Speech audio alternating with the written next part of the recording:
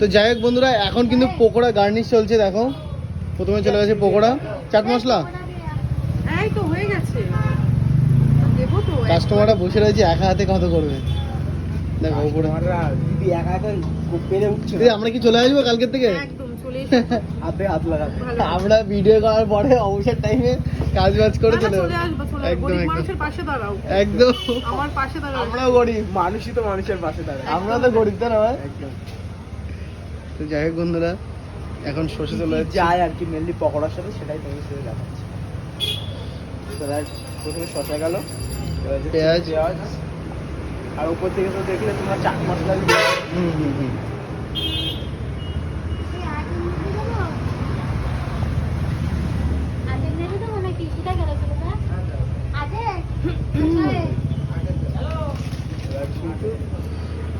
Packet sauce, এইটাই তো একদম মেন আকর্ষণ। টেস্টি টমেটো কেচাপ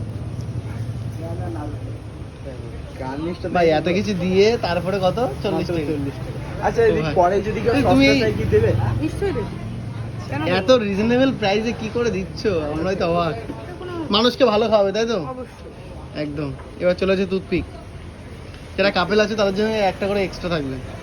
মানে এটা টুথপিকটা আনলিমিটেড। আমি প্রত্যেকটা দুটো করে দিই, বুঝলে? ওকে। এবার তারপরে যদি কেউ চাই, হুম, তখন আবার তাকে দেওয়া হয়। একদম। তো যাই হোক বন্ধু, চলো এটা কিন্তু সাজানো ফুল কমপ্লিট। এবার কিন্তু চলে যাবে কাস্টমারদের হাতে। একদম। এটা দেখাতে পাচ্ছি না, কাস্টমারটা এখন খাবে। হ্যাঁ, তো চলো ভাই। বাই।